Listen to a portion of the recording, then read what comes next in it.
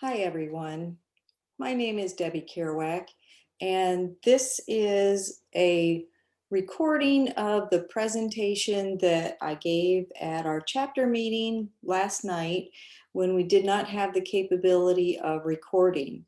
So I will apologize ahead of time that you won't see any questions and answers on this recording, although I am sharing a contact information at the very end of this recording.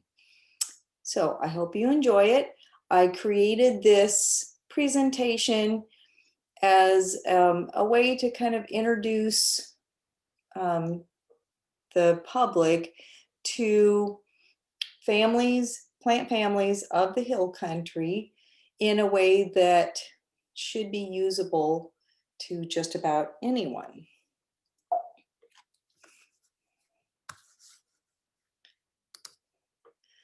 So I start this off by kind of reminding everyone that we all like to name, we all like to organize.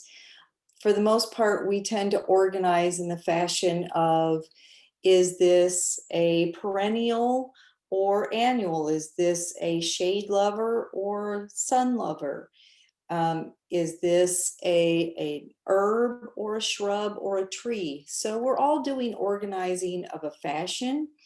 I'm just showing you a different version of organizing, and it's the way I learned how to organize myself when I was trying to learn my plants. And the nice thing about this method is that it doesn't matter where you are, where you go, you can still use this information to kind of lay the groundwork for what am I looking at?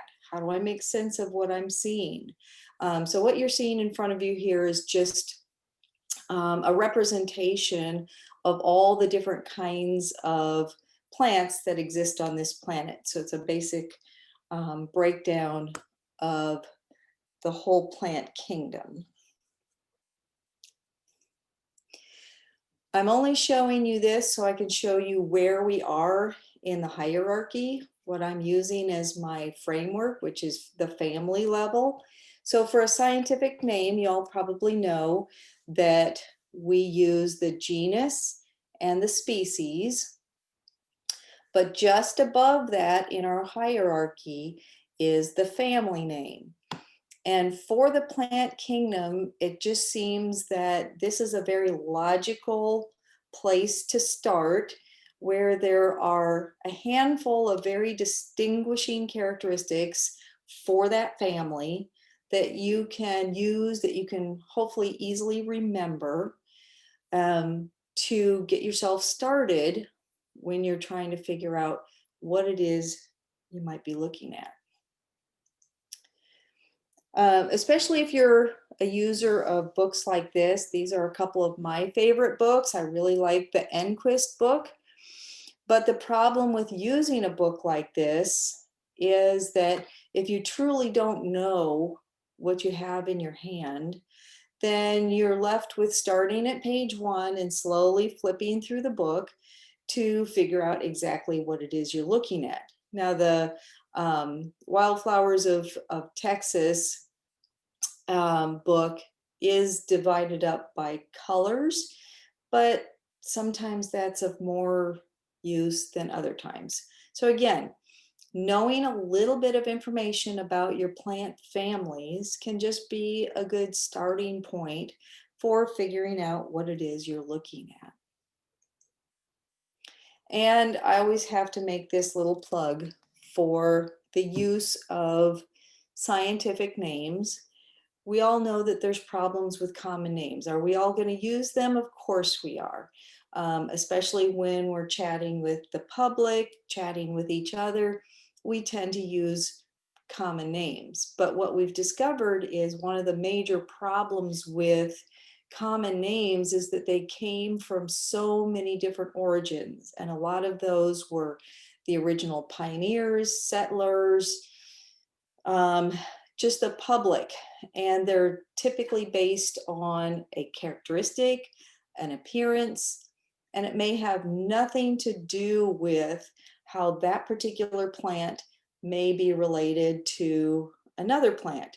which to me, in my thinking, that just kind of confuses things. So some of you may be familiar with Clematis drumondii. I know it by old man's beard, but it does go by a whole number of common names, and that can get confusing. And sometimes they crisscross over each other in different areas. We also have some very generalized words that we use for plants, like the word thistle.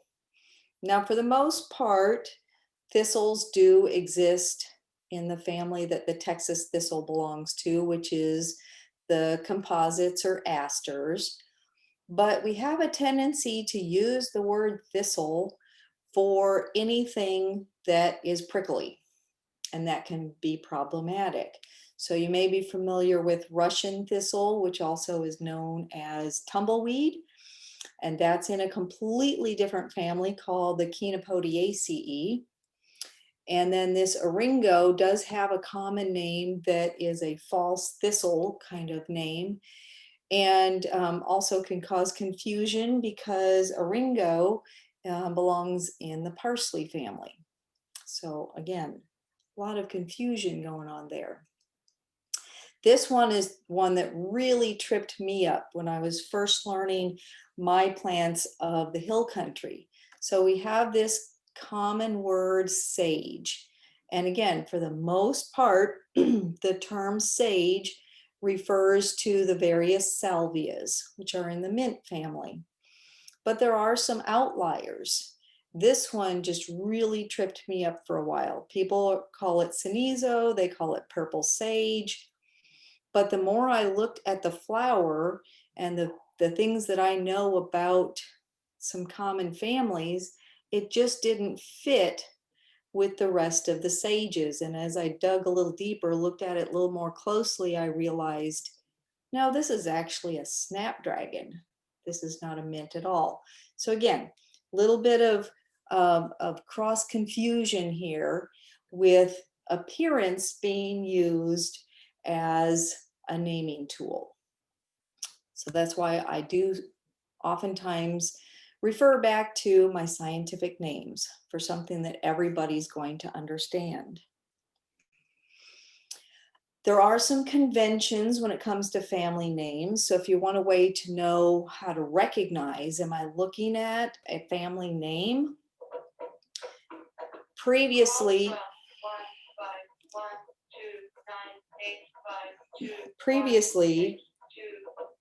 they ended in AE. Now they end in ACEAE. And you will find both of those in a lot of your books, especially the Enquist book. Enquist uses both names. So the AE ending is an older version. The ACEAE is a newer naming and supposed to be the convention now. But a lot of people are hanging on to the older names. So I'm going to give you both where it is applicable. So here are the characteristics that you can use to determine what kind of family you are looking at. And I keep it very simple. You can actually go a long way by understanding some terms that refer to the leaf types and also the flower. So very little. For leaf types, we have two different things that we need to cover. One is whether or not we are calling this leaf a simple leaf, where it has one blade and one short stem called a petiole that attaches it to the plant, or whether we're calling it a compound leaf. And from an evolutionary standpoint, what this means is that the original single leaf blade has been divided into smaller leaflets. And when we say that it's a compound leaf and that these are leaflets, not individual leaves, What we mean is that this is still referred to or considered to be a single leaf. Notice that on both of these examples, there is one node, one attachment point to the main stem, and when this leaf falls off of the plant, this entire piece will fall as a unit. This entire piece will fall as a unit. So these would be referred to as compound leaves, and these are the two basic varieties. Palmate, which looks like the palm of a hand.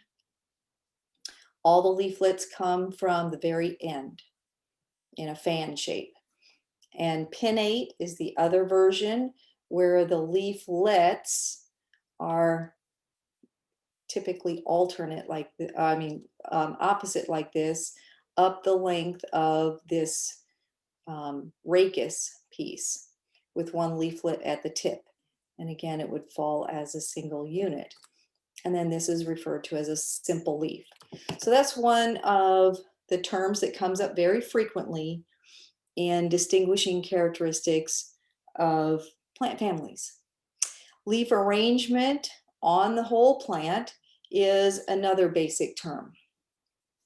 If the leaves are arranged so there's one on one side, then the other, then back, then forth, we call it alternate. If the leaves are opposite to each other, directly across from each other, and these are all individual simple leaves, then we refer to it as opposite. So opposite, alternate, other basic terms. And then the last terms that I'm going to introduce are the flower parts. So if you understand what your basic flower parts are and where to find them and and that you can count them, this is your other distinguishing characteristic. So all of the flower parts that I'm going to list are all borne on on a flattened piece at the end of a stem called a receptacle. And they exist in a circular pattern going from the outside to the inside. So I will cover it in that fashion. So the green leafy bits, which sometimes you actually have to turn the flower all the way over to see if it's already opened. The green leafy parts are called the sepals, and collectively it's called a calyx. And that would surround the petals when the flower is still closed up as a bud. Just inside of that are the petals, and collectively it's called the corolla. And they tend to come in very distinct numbers. Just inside of that are the male parts of the flower called the stamens. The long stalk is referred to as a filament. The anther is on top that has the pollen. And those are the next circular pattern just inside. And then at the very, very center of your flower is the female part, referred to as either the carpel or the pistil. Either term is acceptable, and you'll find both depending on what book you're looking at. And the female part is composed or comprised of an ovary, which, unless you want to get your microscope out, you probably won't be interested in learning about what goes on inside the ovary. But what you can see with the naked eye is this long stalk called the style, and then the surface at the top called a stigma. This is a sticky surface that pollen sticks to when pollinating is going on. So that should do it. Those are the terms that you can use to distinguish one plant family from another.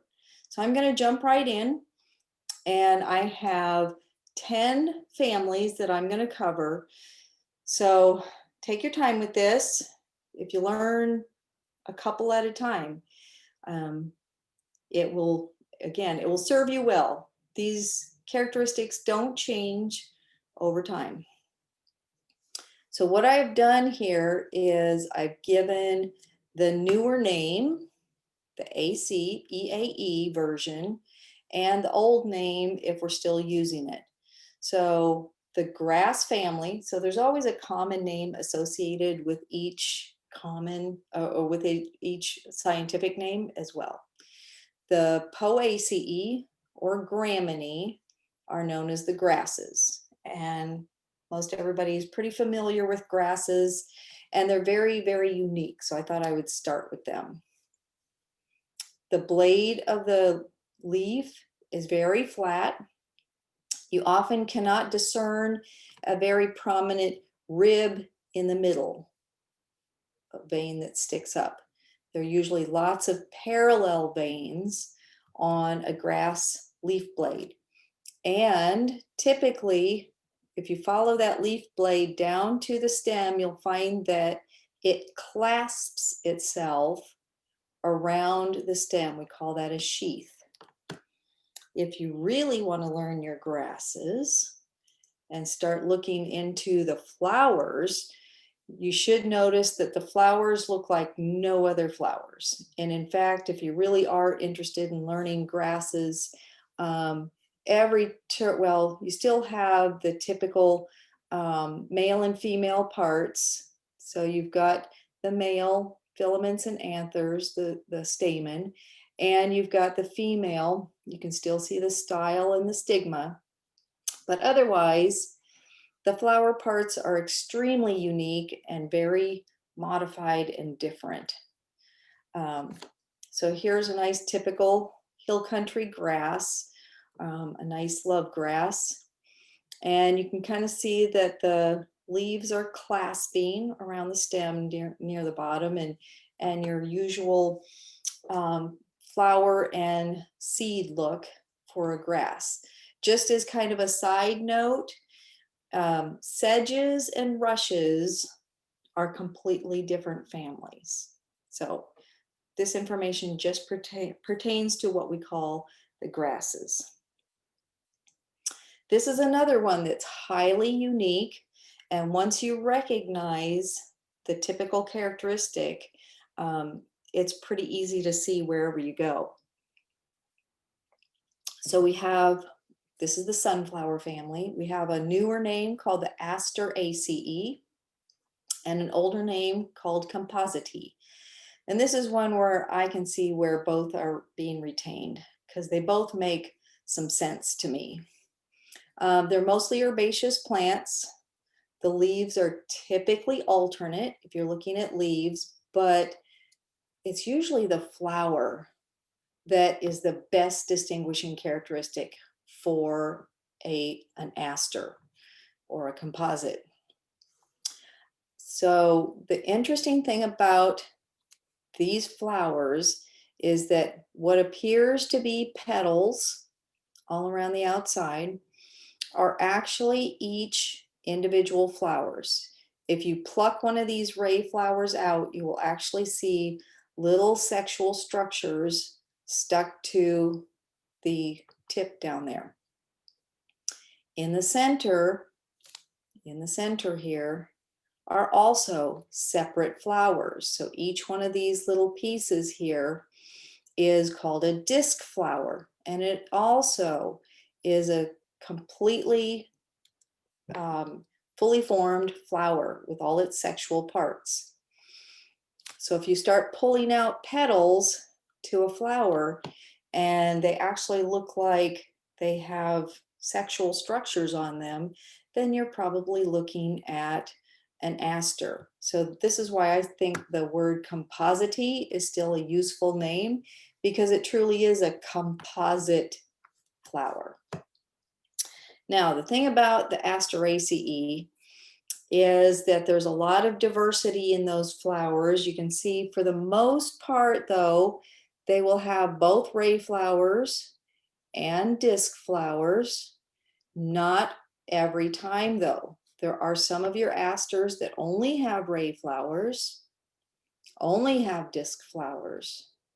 So it can be one or the other, but a lot of times it's both. But if you see anything like that, chances are it's a composite. Now, this is such an enormous family. It's divided into tribes. I will not dive into that at all. If you want to learn about your asters a little bit more, that would be a whole separate experience. Okay, then we have another very unique, very interesting family. We call it the pea family. So its new name is Fabaceae. Its older name is Leguminosae. This is another one where I tend to use both names, and you see both names a lot. It's a very big family, and if you look around at your native plants of the hill country, you're going to see this family really well represented. The leaves are typically alternate, but the distinguishing feature that most people recognize is that they are compound leaves, almost all the time, compound leaves. The flowers always have 5 petals, but in a lot of members of this family, the petals are united into a very unique structure that looks kind of like a bonnet on top with a little face kind of at the bottom. So it's just fused petals. And the fruit is always a legume. So if you happen to catch that plant fruiting, you're always going to see that pod, that legume. Also a distinguishing characteristic. Now, this also happens to be a pretty big family, but not quite as big as the composites.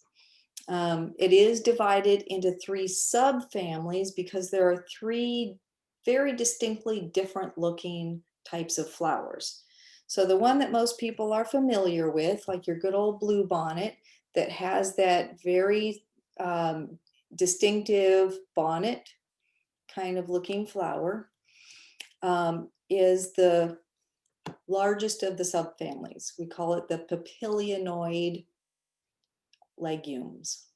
And they are highly variable, everything from herbs up to trees. They have the types of petals that I showed you on the previous page. So they have that distinctive characteristic. And of course, the compound leaves and the legume fruit. Then we have the Mimisoids, and they tend to be trees and shrubs.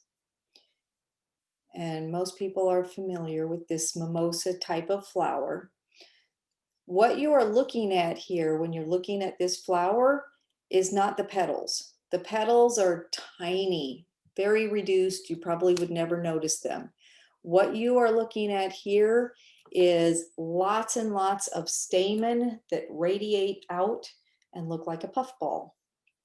But you still have the compound leaves and you'll still have the legume fruit.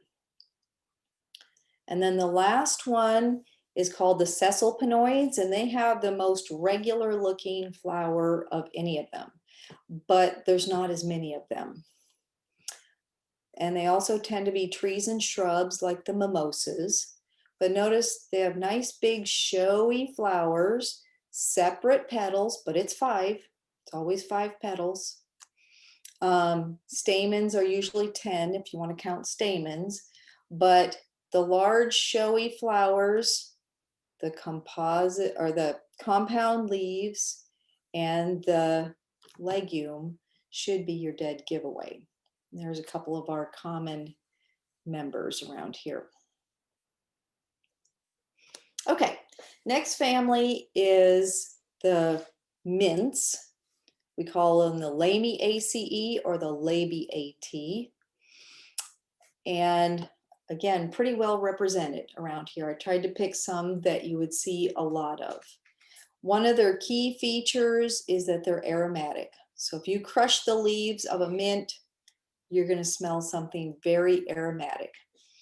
Another feature that is easy to determine is the stems that are usually 4-sided. So if you twirl it between your thumb and finger, it's going to feel 4-sided. The leaves are opposite, So they're always across from each other. Sometimes they're even whorled, which means there's sets of 3 or 4 all around a single location and then all the way up. Think about your monardas, bee balms, plants like that. The petals are fused just like with the legumes, with the papilionoids, except kind of in a upside down fashion to the other. So you have 2 fused petals on the upside, and they make something that looks like a little hood. And then you have 3 petals that are fused on the lower side, and they flare out. So that's your typical mint flower. And some of the most common examples of mints around this area are going to be the majority of your sages. So they are a great example of mints. And on here you can see that example of the kind of hood on top and then the flared out petals below. Same with here.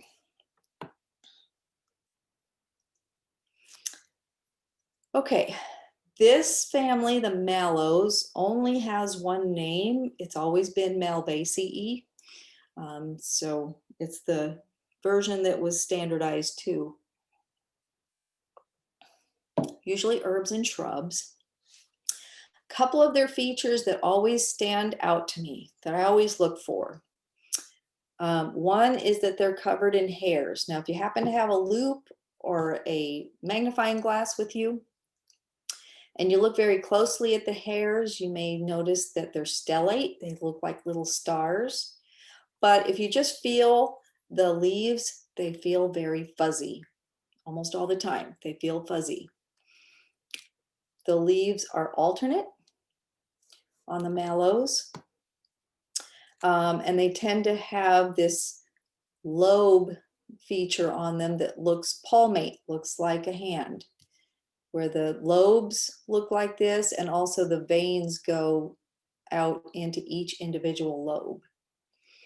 But the characteristic that always gets me, that I can always recognize every time with the mallows, is this, the very middle of the flower. The stamens tend to be all fused right around the style. And so it looks like a little tree in the very middle of the flower, a stamen tree. That's how I always have referred to it ever since I learned it. And it's one thing that I always look for. So think about, here, let me move on. Think about some of your favorite examples of mallows. Turks Cap is a great example. You can see it sticking right out the top. There's that stamen tree.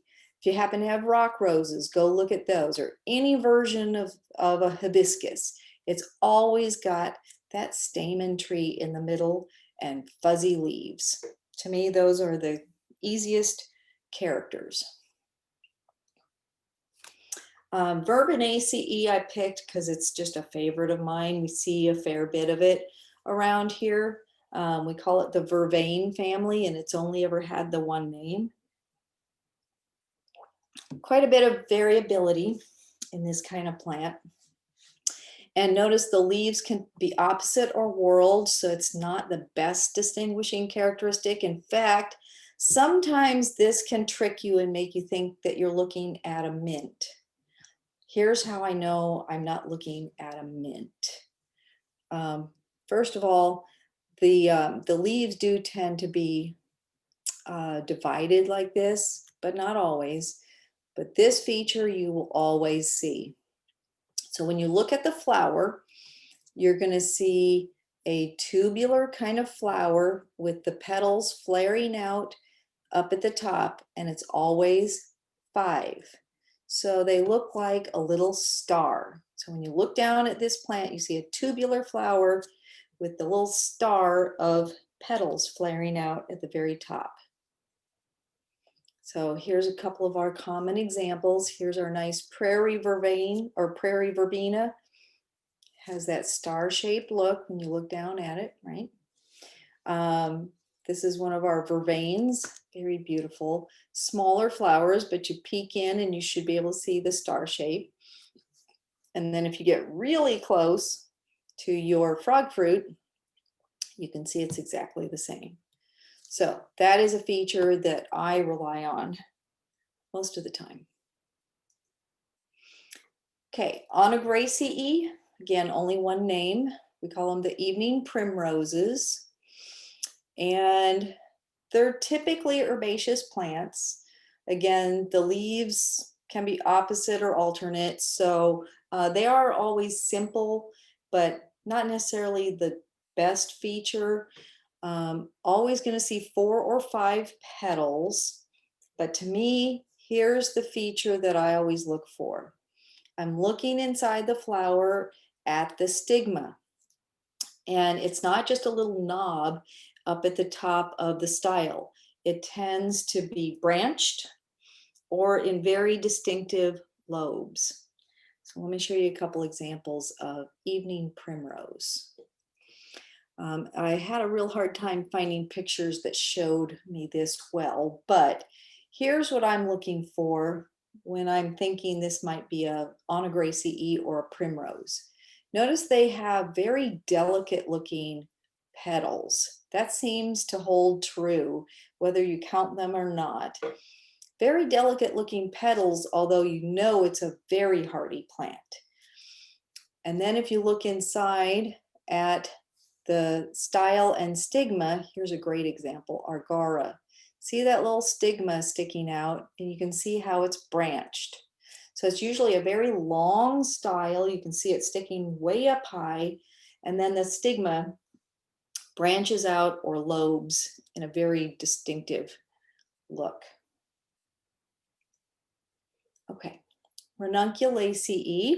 We have a few examples of, and I think it's a very interesting looking plant. We call them the buttercups. They can be woody herbs.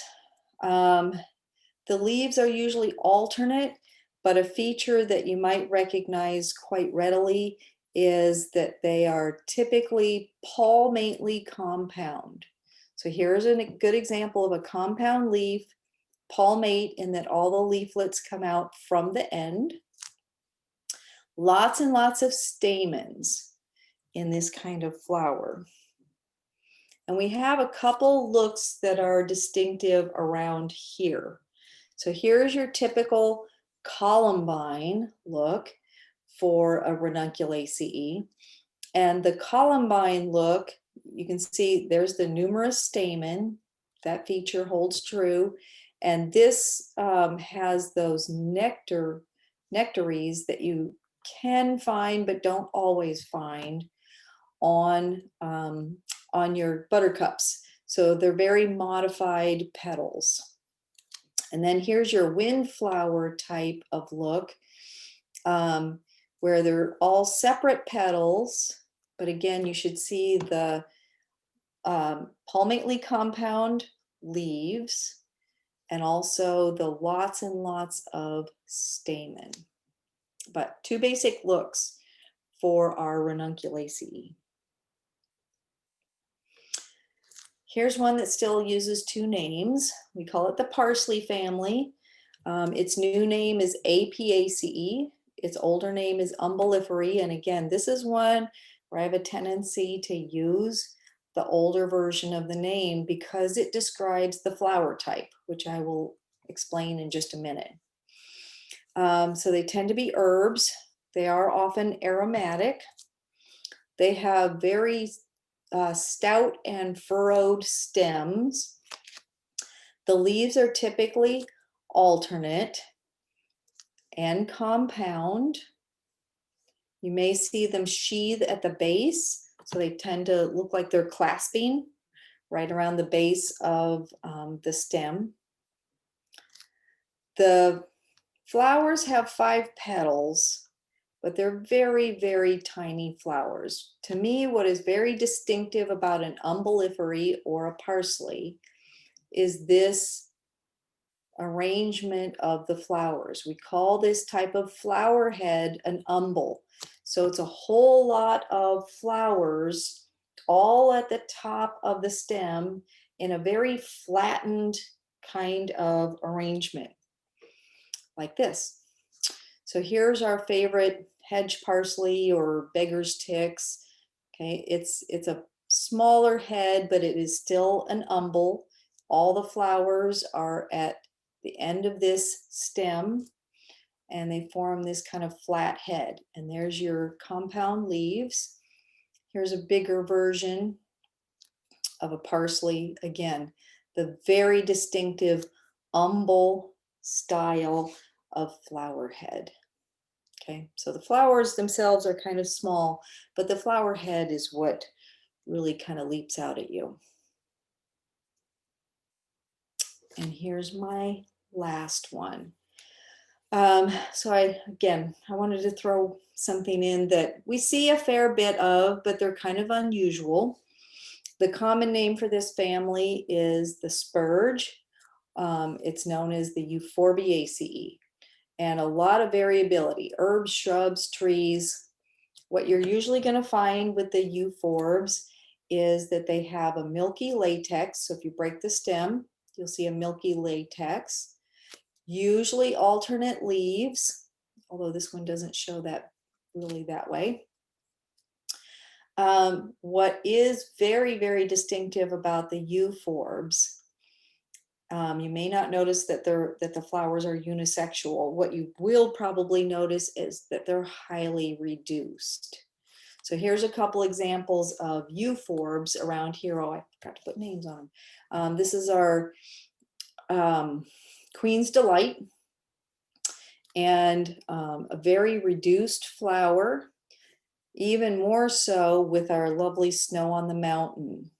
So what you see here is very tiny flowers, but what's very pretty about the Snow on the Mountain is the leaves, not the flowers. And think about Christmas time. One of our favorite euphorbs is the poinsettia. It's not the flowers that are pretty about the poinsettia. It's all those lovely leaves and bracts, which are just modified leaves. So that's what's kind of distinctive about the Euphorbiaceae, is a very small flower, very bright and distinctive leaves and bracts, and a milky sap. Okay, so thank you for joining me. I hope you found that useful, helpful to you in some way. And again, if you remember a few of these, it might help you as you dig into a book or as you travel to another area. But if you have any questions for me, please don't hesitate to send me an email at our Gmail account, and I will try to get back to you in a timely fashion. So again, I hope you all enjoyed. Thank you for being here, and we'll see you next month.